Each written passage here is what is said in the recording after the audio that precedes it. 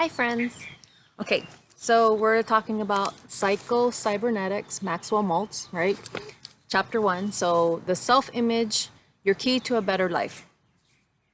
Gonna go through a couple of things really fast. This time hopefully it's faster, okay? Understanding the psychology of the self can mean the difference between success and failure, love and hate, bitterness and happiness. Okay, so on another plane, discovering your real self means the difference between freedom and the compulsions of conformity. Okay, freedom and the compulsions of conformity, like basically going with the rest of the herd, even though that's not really what you know you want to do or how you want to live. Okay,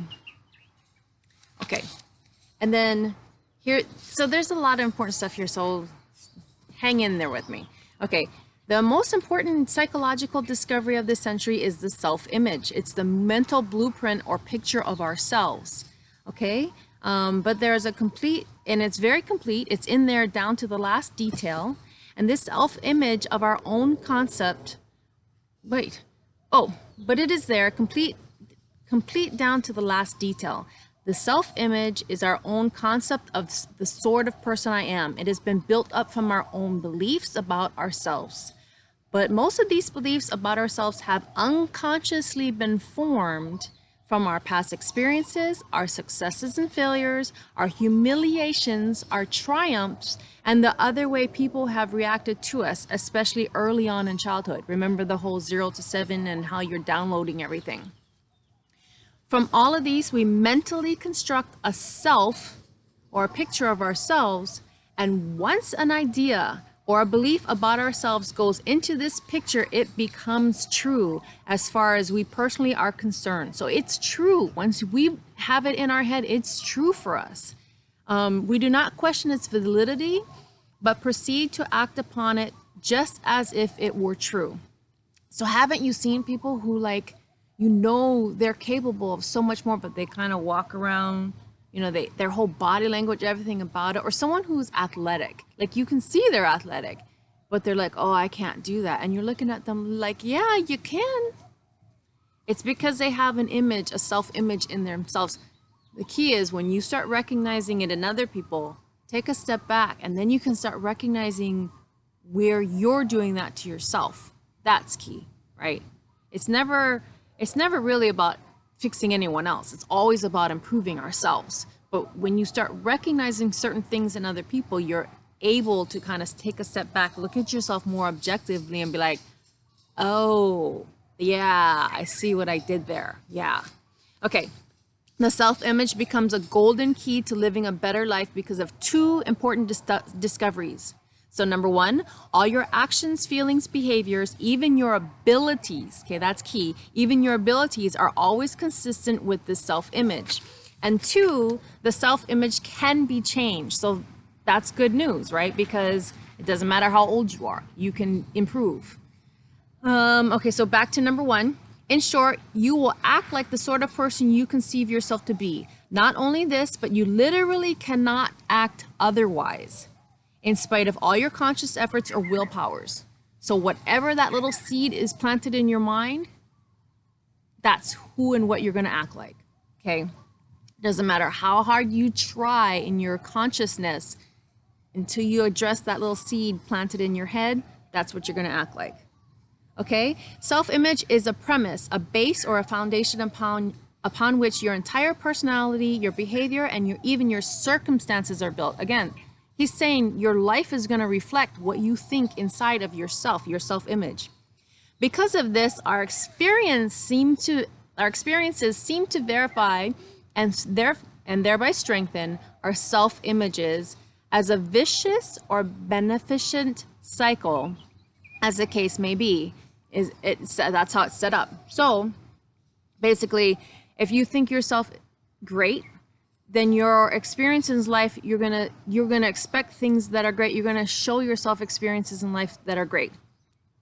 And if you do have that, I'm great or I'm good or something positive in your head, and you do meet with a failure, you're much more apt to be like, okay, well, that was just a stepping stone. Okay, here I go. And you're gonna try again. A lot of people that feel less worthy or they don't deserve, they meet one failure and they're done. They do not try again because they're like, yep, I proved it. Yep, I failed. I'm a failure.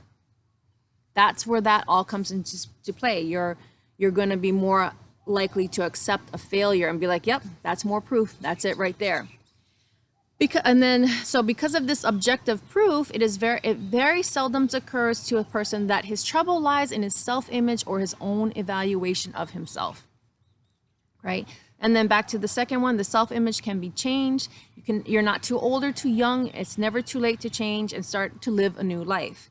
And one of these reasons it seems so difficult for a person to change his habits, his personalities, or his way of life has been that theretofore, I love these words, nearly all efforts at change have been directed at the circumference of the self, so to speak, rather than the center. So we're always like talking about the outside circle of ourself and not the root cause, like what's inside. So, okay. So then, like when he's talking to his patients, and they'll be okay. If you're talking about positive thinking, I tried that before, it doesn't work for me. But when he asks them more questions about positive thinking or how they've attempted to employ it, either upon particular external circumstances or upon some particular habit or defect, something outside, right? That's the circumference that he's talking about. But they've never thought to change their thinking of the self, which was to accomplish these things. Okay, so Jesus warned us about the folly of putting a patch on new materials or a patch of new material upon an old garment, or putting new wine into old bottles. So positive thinking cannot be used effectively as a patch or a crutch to the same self-image. You need a new self-image is what he's getting at. In fact, it is literally impossible to really think about a particular situation as long as you hold a negative concept of self. And numerous experiments have shown that once the concept of self is changed, other things consistent with the new concept of self are accomplished easily and without strain. Okay, and then he talks about Prescott-Lecky, and he developed a self-image psychology, and he said personality as a system of ideas, and all of which must seem to be consistent with each other. So ideas which are inconsistent with the system of ideas are rejected and not believed and not acted upon, and ideas which seem to be consistent with the system are accepted. At the very center of this system is the keystone, and he calls it the base upon which all else is built is the individual's ego ideal, or same thing, his self-image, or his conception of himself. So that's at the basis of this guy, Prescott-Lecky, right? What he said. And then, so then they give an example, basically a student that thinks they have trouble learning. He says it's because that's from that student's viewpoint, it would be inconsistent for him to be able to learn that subject. And so he says if you change the student's self-conception, what underlies his viewpoint, his attitude toward the subject would change accordingly. And if the student could be introduced or induced to change his self-definition, his learning ability could also change. So like someone who says, I'm not good at math, you know, if you can change your concept and say, yeah, I'm good at math, I can do this, they're gonna do it. I've had teachers that have done that, and our whole class score has gone up in math because that person kept telling everybody you can do it and explained it in different ways and got them to see that they were smart enough. So I've actually seen that happen. So the trouble with these students, it was not that they were dumb or lacking in basic aptitudes. The trouble was an inadequate self-image. So they identified with their mistakes and their failure. That's key. That's what a lot of us do. We identify with our mistakes and failures. Instead of saying, I failed that test, which is factual and descriptive, they concluded, I am a failure. Instead of saying, I flunked that subject, they say, I am a flunk out. See, that's the difference between sucking all of that information in and putting it into that little seed in your head versus saying, okay, learning experience, I'm going to use that and I'm going to propel myself even further and even higher.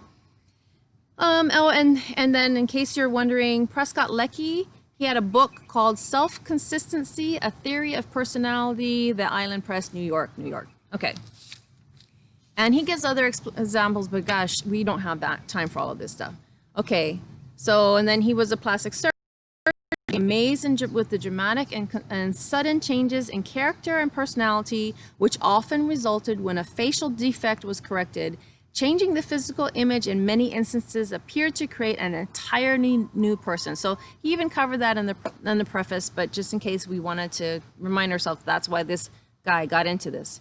Strangely enough, I learned as much as I did, if not more, from my failures as from my successes.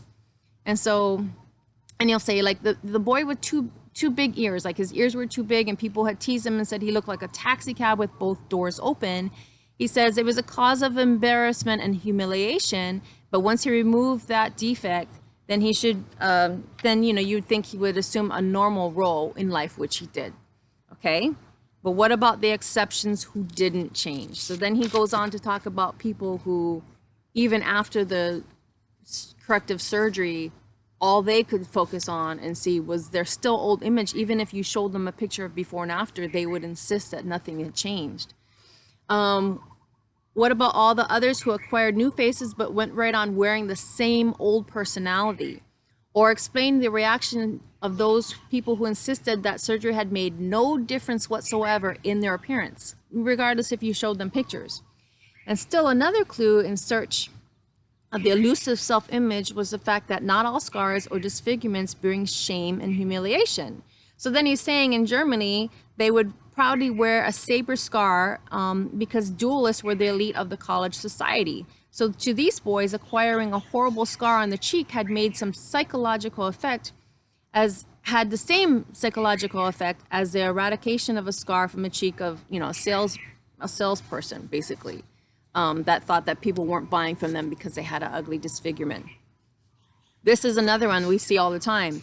There are young girls who are convinced that they are ugly merely because their mouth, nose, bust measurement does not exactly match that of the current reigning movie queen. So we've seen this for years in the magazines, right?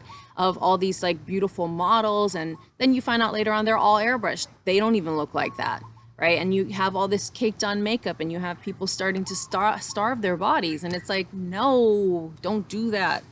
Okay, so. And 90% of the people, even like if you went out and probably did this survey today, 90% of the people are dissatisfied in some way with their appearance. And then he goes on to say, it's like 90% of our population cannot be abnormal or different or defective in appearance. But 90% of the people running around think something's wrong with them. And not like just a little bit like, you know, I need to like lay off the sugar cookies and maybe lose a couple pounds. Not something small like that, but like 90% of the people have something that they want to change.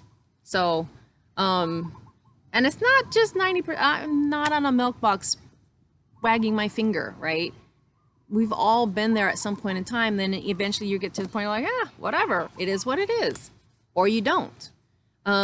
These people react just as if they suffered an actual disfigurement. They feel the same shame. They develop the same fears and anxieties. Their capacity to really live fully is blocked and choked by the same sort of psychological roadblocks.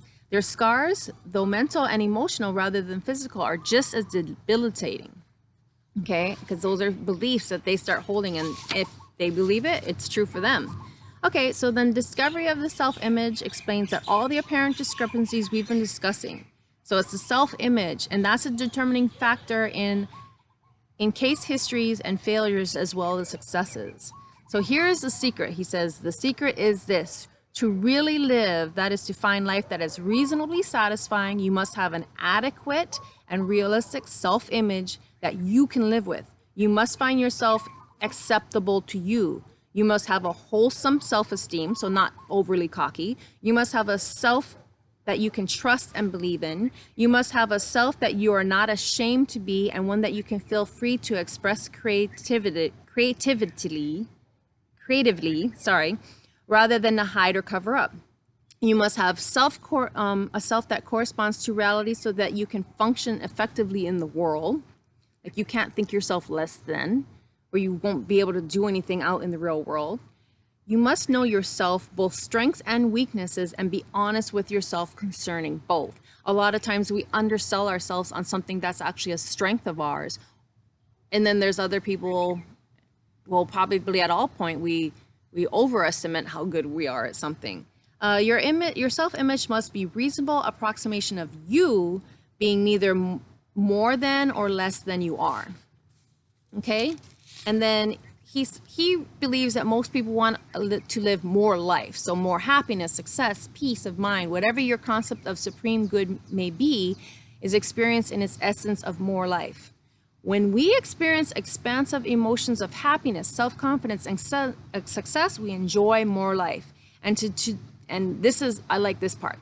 And to the degree that we inhibit our abilities, frustrate our God-given talents, and allow ourselves to suffer anxiety, fear, and self-condemnation and self-hate, we literally choke off the life force available to us and turn our back upon the gift which our Creator has made. To the degree that we deny the gift of life, we embrace death. So basically, he even says right there, like, you're doing it to yourself. You are the one who is, you are inhibiting yourself. You are allowing yourself to suffer these things. Remember when someone does something and you perceive it a certain way, but then you keep reliving that experience, you keep thinking about it, you keep imagining it, you're the one that's drinking that poison long after they're gone. You're doing their dirty work for them. And that's kind of what he's getting at, right? They talk about all this stuff. Anyway, there is within each of us a life instinct which is forever working towards health, happiness, and all that makes for more life in the individual. This life instinct works for you through what I call the creative mechanism, or when we use correctly, the success mechanism built into each human being. And then he's like, the new science of cybernetics, right? And that's when he says, the subconscious mind is not a mind at all, but a mechanism. So this is where you can call it subconscious mind, but you have to understand that this guy is going to call it the creative mechanism, okay? And he wants to actually turn it into a success mechanism, which is used by and directed by the mind. So your consciousness, your mind is driving this machine, this creative mechanism but it's subconscious mind. Just stay with it. Okay. So the latest and most usable concept is man does not have two minds, but a mind or a consciousness, which operates an automatic goal-striving machine, that creative mechanism, okay? But it is much more marvelous and more complex than any electric brain or guided missile ever conceived by man. Electric brain, computers. We all know that our computer or our little smartphones nowadays are more stronger, powerful than a lot of the computers that were first built and blah, blah, blah, blah, blah.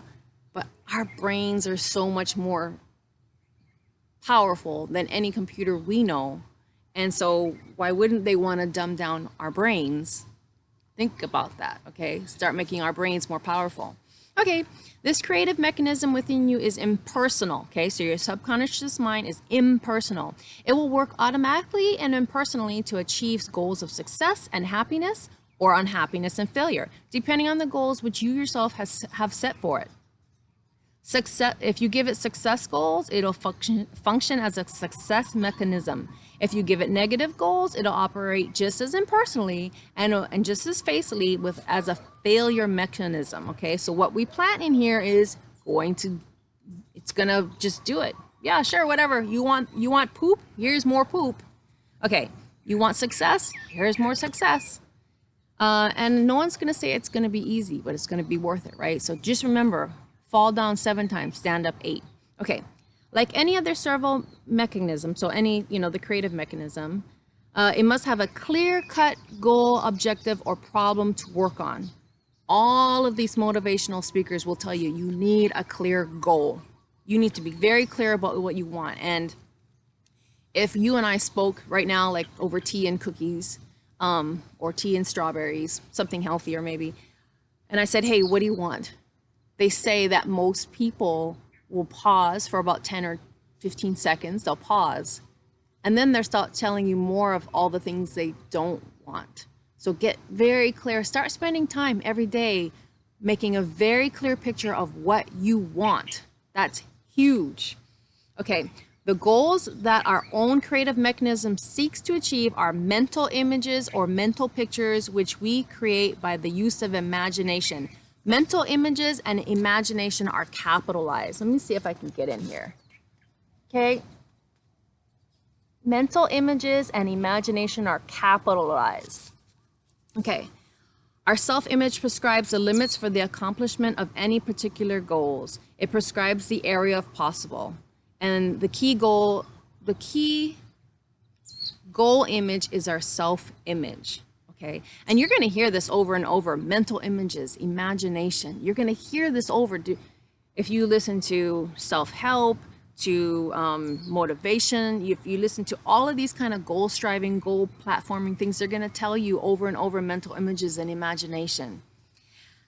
Okay, and then, so it works upon the data. We feed it through our thoughts, beliefs, and interpretations. Through our attitudes and interpretations of a situation, we describe the problem to be worked on. If we feed the information to our creative mechanism to the effect that ourselves are unworthy, inferior, or undeserving, incapable, so basically a negative self-image, if we're feeding that into ourselves, this data is processed and acted upon as any other data and giving us the answer in the form of objective experience. So if you put in this, or if you allow, right? I mean, at the beginning, you don't know what's happening, but now we have to start addressing it because now we're all grown and we have to address this. But if you put in, or if you allow negative things like inferior, undeserving, incapable, not worthy, not deserving, if you allow those to go in, then you're going to see that in your experience in life. And so creative mechanism uses the stored information or memory in solving current problems and responding to current situations. We've already talked about that, but basically people who are used to success, when they fail, they don't stay down, they get back up and try again another way because they're used to success. People that are used to failure, they fail one time, they never try again. That's what we have to get out of that, the fail one time and never try again. We got to move ourselves over to, okay, it didn't work that way. Find the blessing in it. You know, maybe I dodged a bullet on that one. Maybe that wasn't supposed to work. Something better is coming. Okay, let's try it again. Let's reevaluate, rethink this, and try again. Okay. And mind you, not the whole Albert Einstein thing where, you know, you're doing the same thing over and over and the insanity, that quote, not that. Okay.